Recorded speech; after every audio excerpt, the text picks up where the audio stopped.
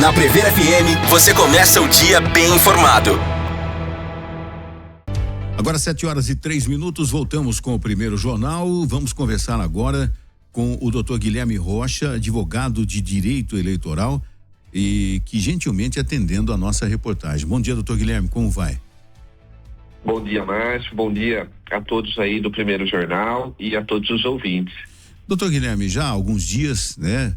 Esse embate Brasil-Estados Unidos com a taxação do presidente Donald Trump de 50% sobre a economia brasileira, mas a gente percebe que o fato da economia tem o lado político também, né, doutor? Mas perfeitamente, tem um lado político muito forte, e o que está acontecendo nesse momento, infelizmente, com o nosso país, entre o nosso país e os Estados Unidos, eles revelam pra gente uma aula prática de realismo político. Do que a gente está falando especificamente? O realismo político diz que a política é uma luta entre homens, é uma disputa entre homens pelo poder. E aí tem um ponto final.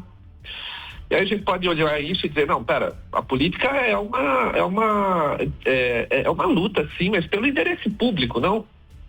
E esses autores realistas, eles vão dizer, também, mas depois, também, mas em segundo plano. Primeiro é uma luta de homens pelo poder. E acho que isso fica muito evidente, né, Márcio? Porque a gente está vendo figuras humanas nesse momento. A gente está vendo como pauta um ano antes a eleição brasileira do ano que vem. Verdade. E como as alianças políticas já estão sendo construídas, e isso no primeiro plano. E aí depois a repercussão para o nosso país, para as nossas empresas, muito ruim, né?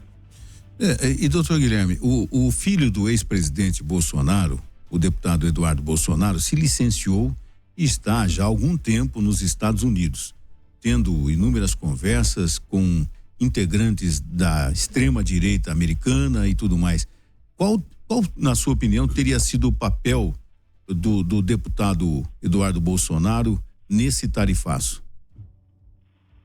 Embora seja uma mera suposição, né? Mas essa presença de uma figura tão relevante, ela realmente nos faz pensar que essas estratégias políticas estão sendo construídas e nos faz pensar em razão do resultado disso, né? A carta do presidente Donald Trump ao presidente brasileiro Lula, com demonstração nitidamente política como fundamento para a taxação em 50%, isso evidencia um resultado de uma tratativa que obviamente está ocorrendo e dificilmente está ocorrendo apenas por telefone, né? Isso provavelmente, e aí a gente crê nisso, né? Há uma presença ali, há um trabalho realmente sendo realizado. Se a gente estivesse só no setor da tributação, isso é possível, os países podem aumentar ou reduzir as suas alíquotas de importação e exportação, mas com fundamento econômico, né? Aqui a gente encontrou na carta primeiro um fundamento político e depois um fundamento econômico. Então tudo isso nos faz crer que tenha havido, ou que esteja ainda ocorrendo, né, essa tratativa para viabilizar que essas coisas estejam acontecendo. Agora, doutor Guilherme, dentro da diplomacia internacional, até que ponto isso pode ser resolvido a curto espaço de tempo? E eu pergunto isso porque há tempos atrás o presidente norte-americano também taxou, e depois taxou novamente, continuou taxando a China, né? E de repente ficou tudo, entre aspas, ficou tudo bem entre Estados Unidos e China. Essa situação pode ocorrer também com o Brasil? É verdade. No âmbito da China, eles realmente conseguiram fazer uma negociação ali que funcionou muito bem, e a gente espera que isso aconteça com o Brasil também. Inclusive, me parece que nessa semana a Presidência da República terá reuniões com representantes do nosso setor empresarial. Pode ser que essa taxação em 50% seja um blefe do presidente Donald Trump. Essa é uma possibilidade. E nós saberemos disso aí na próxima quinzena. Né? Em paralelo a isso, e o próprio Donald Trump já indicou que pode negociar com o Brasil, mas não agora. Então, fatalmente isso vai acontecer. E nesse momento o que está na mesa é o que negociaremos, qual será a proposta. Nós não aplicaremos reciprocidade, o que é melhor para o empresário brasileiro, o que prejudica menos o povo, o cidadão brasileiro em si. Esse é um aspecto de pauta. Agora, é importante que a gente tenha em mente e que não sejamos inocentes em achar, né, que é só isso que está em pauta, porque não é. É óbvio que tanto Bolsonaro como Lula, nesse momento, têm como pauta e como objetivo, inclusive, a eleição presidencial de 2026. Não se trata apenas de uma decisão diplomática pensando em empresa, pensando cidadão. É um grande jogo de xadrez para que a gente tenha as primeiras posições da eleição presidencial de 2026. Doutor Guilherme, aqui é Ellen, bom dia. E o que o Brasil ainda pode ganhar ou perder com uma possível retaliação desse tarifaço? Kellen, no comecinho da sua pergunta, acho que eu perdi. O que o Brasil pode perder? Pode ganhar ou perder ainda. Tá, olha, a gente pode ter, primeiro falando sobre eventuais perdas, né? Se a gente, vamos imaginar que a gente aplique a reciprocidade e que também taxemos em 50% as importações de produtos dos Estados Unidos. Seguramente o Trump vai retalhar e ele vai subir mais. Vamos imaginar que ele suba a 80% e que façamos o mesmo. E que essa escalada, ela alcance valores em que o Brasil não importa mais, porque fica muito caro aqui dentro. Os Estados Unidos não importam mais. Então as nossas empresas vendem menos para os Estados Unidos, nosso mercado interno não assimila tudo. Por mais que a gente consiga vender para outros países, não venderemos tudo que a gente vendia para os Estados Unidos. Isso gera desemprego. Do lado do cidadão, a gente deixa de importar muitas coisas ou importa a um preço muito alto. Então a gente encarece muito o custo de vida. Também temos o problema da inflação. Então, são muitos problemas que um país mais frágil economicamente sofre numa disputa como essa, em relação aos Estados Unidos. Então, inclusive, nós temos mais a perder do que a vencer se nós tentarmos a disputa com paridade de armas. Você me taxa em 50%, eu vou devolver, não vou discutir. A questão vai passar pela diplomacia, como o Márcio mencionou, e foi assim que se resolveu na China. A China tem hoje uma importação, uma taxa, a China saiu, aspas, perdendo na negociação diplomática com os Estados Unidos, mas porque talvez não haja como vencer.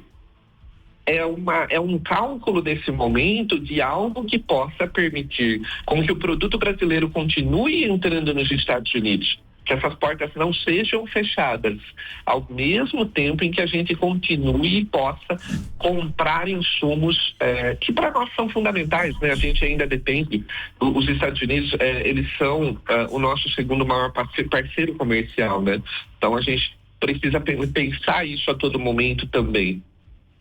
Doutor Guilherme, e tudo isso acontecendo, e nós vamos ter hoje, a partir de hoje, no STF, as testemunhas sendo ouvidas, né, na ação penal contra integrantes dos 3 núcleos da organização criminosa, a tentativa de golpe do dia 8 de janeiro, né?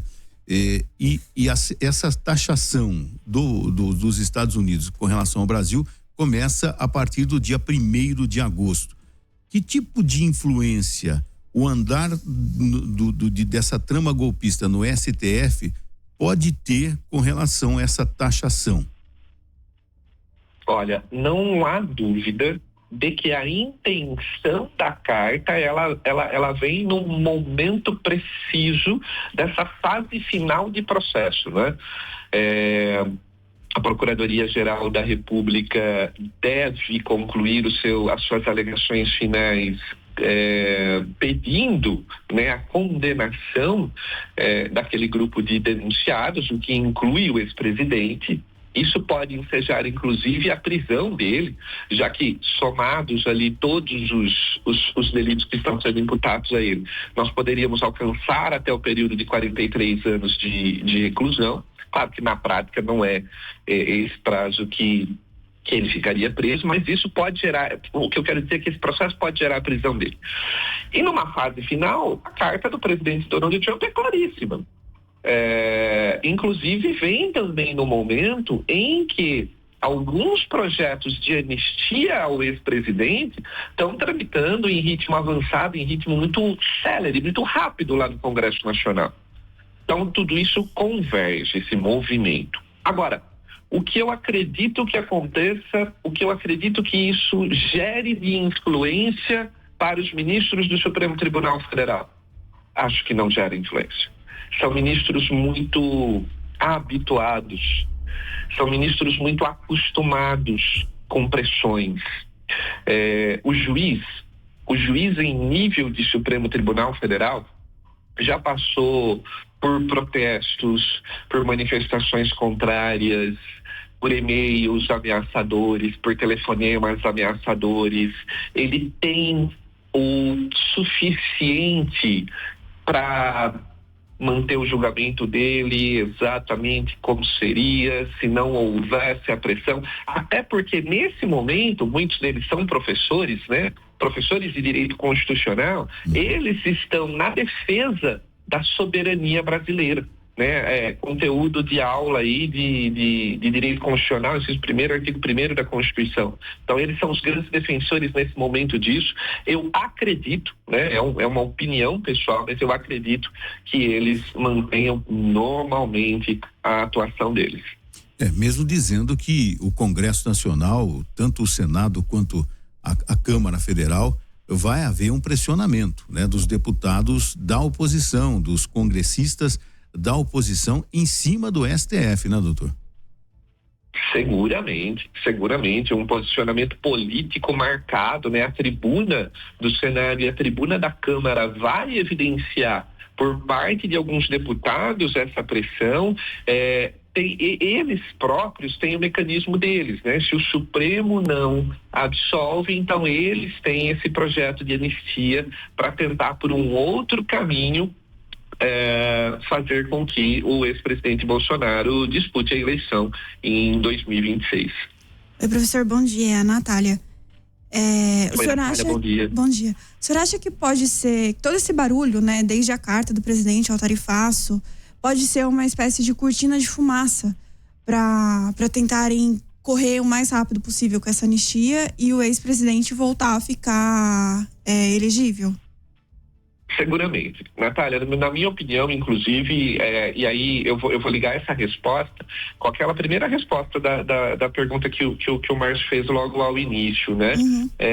Isso tudo é uma questão política eleitoral. Nós estamos tratando de uma eleição que vai acontecer no Brasil em 2026. Quem disputa essa eleição, né? Lula com o nosso governador do estado de São Paulo, ou Lula com o Trump. Aliás, tanto é uma cortina de fumaça, do meu ponto de vista, Natália, que você vê alguns contextos já. Você já vê um desentendimento entre o nosso governador e a família do ex-presidente Bolsonaro sobre as estratégias. Porque com o Bolsonaro presidente, talvez o Tarcísio não seja candidato à presidência. Sem o Bolsonaro, isso se evidencia. Então, nós estamos falando em primeiro plano exatamente disso. Em primeiro plano, nós estamos falando de eleição brasileira de 2026. Quem serão os candidatos à eleição? Depois, esse é o assunto. E aí, o tarifaço, a carta, o projeto, etc. Isso tudo revela essa cortina de fumaça e outras coisas ali que estão sendo colocadas como que algo para esconder isso, né? Olha, uma tarifação, olha, o imposto de importação, o imposto de exportação, é a laranja brasileira, a gente está comprando um produto muito caro. Esses são as desculpas, mas o foco, de fato, está nessas duas figuras, Lula e Bolsonaro. Eu vi até comentários de que isso também pode ser uma cortina de fumaça, além disso, né, dessa parte política para correr com essa anistia, mas também para ajudar o ex-presidente a correr para os Estados Unidos para evitar a prisão dele. No pior dos cenários, né? Porque, exatamente, se você consegue... Qual é o melhor cenário? O melhor cenário é o Supremo, por exemplo. Imagina, se o Supremo cede a uma pressão, absolve o ex-presidente, se a gente tem um projeto de anistia, se o ex-presidente disputa a eleição, ótimo, perfeito. Tudo foi alcançado. Agora, se isso não der certo, que pelo menos não haja prisão. Então, são estratégias trabalhadas em diferentes níveis, né? Mas com essa previsão. Olha, se o Brasil não ceder, se o Supremo Tribunal Federal não ceder, então isso pode acontecer. E qual é o contexto? Precisa haver, né, um contexto que justifique perante a comunidade internacional, perante os próprios cidadãos dos Estados Unidos, porque seria dado ali, então, asilo político a um ex-presidente brasileiro. Doutor Guilherme, agora no caso, se for comprovado realmente essa trama de Eduardo Bolsonaro nos Estados Unidos, tramando contra o próprio país, né? O que pode acontecer com o deputado?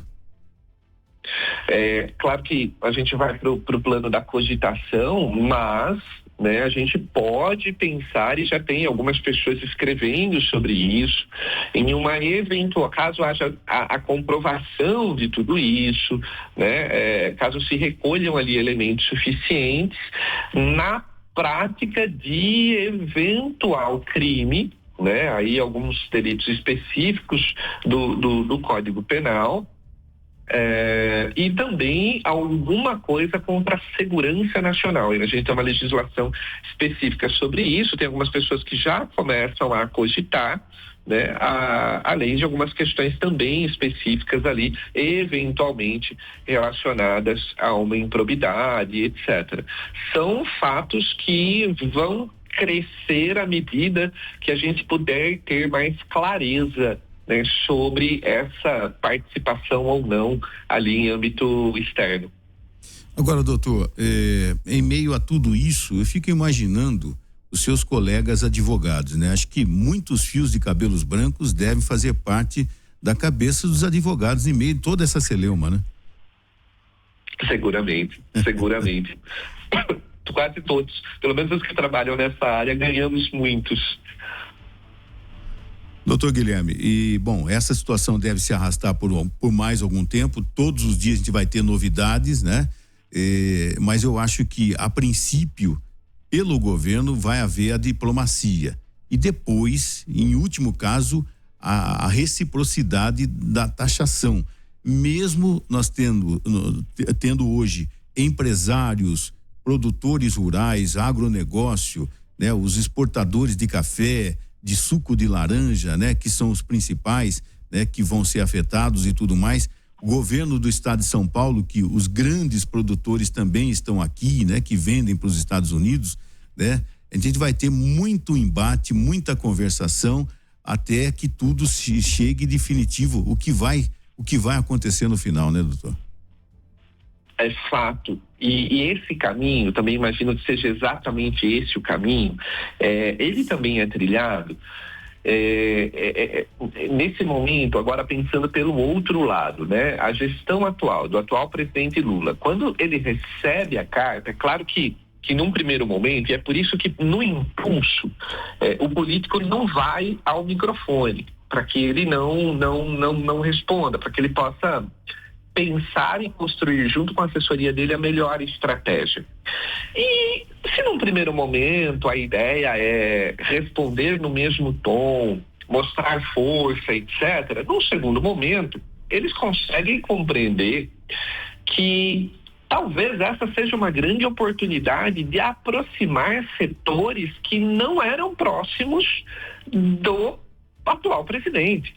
Então, o setor do agronegócio, por exemplo, quando vai à mesa nesse momento e quando o presidente Lula atende ao pedido deles e negocia a medida que eles construíram juntos numa mesa de negociações, isso, olha, talvez para a eleição de 2026, um grupo gigantesco e muito forte, muito influente, que poderia apoiar o presidente Bolsonaro, apoie o presidente Lula. Essas coisas também estão acontecendo nesse momento. Esse enxergar 2026 está passando pelas mesas, nesse momento, da diplomacia. Então, ao mesmo tempo em que eu dou uma resposta diplomática, que eu negocio e já evito enfrentamento e prejuízos maiores, eu estou trazendo novos setores para o meu grupo de eleitorado. Então, a estratégia pensada pelo Trump em auxiliar, em tentar colocar o ex-presidente Bolsonaro no jogo político para o próximo ano pode dar certo, mas pode contribuir com o Lula.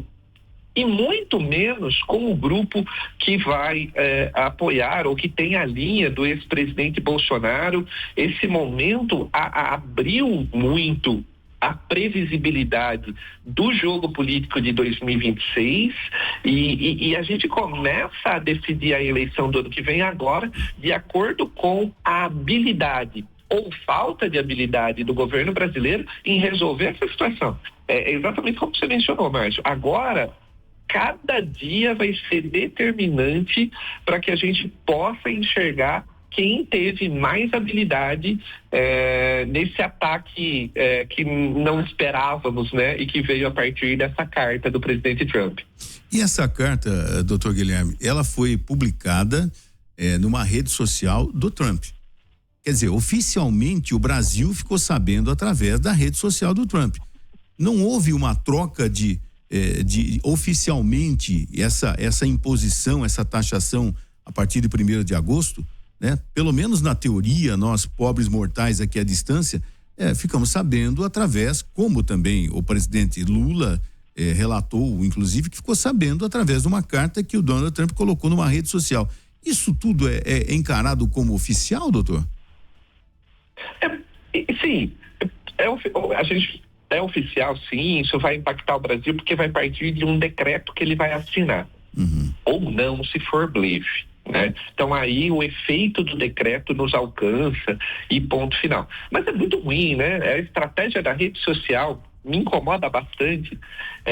E aí, por parte de qualquer um, né, as comunicações que fogem da regra diplomática normal, a comunicação oficial, a ligação telefônica entre líderes, e aí o uso da rede social, o político ataca o outro e fica sabendo pela rede social, isso particularmente me incomoda bastante, porque é uma informalidade que não é característica das instituições, né? As instituições se falam, os estados se comunicam de uma maneira... poxa vida, a gente tem curso superior, né? A gente tem curso de relações internacionais. Pessoas são formadas e vão para as carreiras diplomáticas para trabalhar isso com toda a seriedade. Essas cartas são, em tese, revisadas, as palavras são tidas ali com todo cuidado para que não haja má interpretação. E aí você tem uma carta produzida dessa forma, colocada numa rede social, foge um pouco, né, daquele rito solene. Não poderia se esperar outra coisa de um presidente dos Estados Unidos que já foi apresentador de TV e tudo mais, que gosta, né? Gosta dos holofotes, gosta de popularmente jogar pra galera, né, doutor? Acho que a própria imprensa, na verdade, uma parte da imprensa dos Estados Unidos também recebeu com a mesma surpresa, especialmente não só o método, a forma de divulgação, mas o alvo, né? O fato disso ter ocorrido em face do Brasil. Ontem eu acompanhava uma emissora de TV dos Estados Unidos em que a jornalista trabalhava exatamente essa questão, essa surpresa por ter o Brasil, que é um parceiro histórico, nesse momento ser um alvo, além de algumas informações ali um tanto quanto distorcidas, como, por exemplo, o alegado déficit dos Estados Unidos em relação ao Brasil na balança comercial, né? O que não acontece. Infelizmente, né? Doutor Guilherme Rocha, muito obrigado mais uma vez por ter aceitado o nosso convite. Vamos voltar a incomodá-lo brevemente, porque esse assunto não para por aqui. Muito obrigado pela gentileza mais uma vez, viu? Márcio, eu que agradeço. Muito obrigado, Márcio, Natália, Kellen, a todos os ouvintes. É sempre um prazer, estou sempre à disposição. Um abraço, bom dia, doutor. Um abraço, bom dia a todos. Você ouviu Primeiro Jornal Previr FM.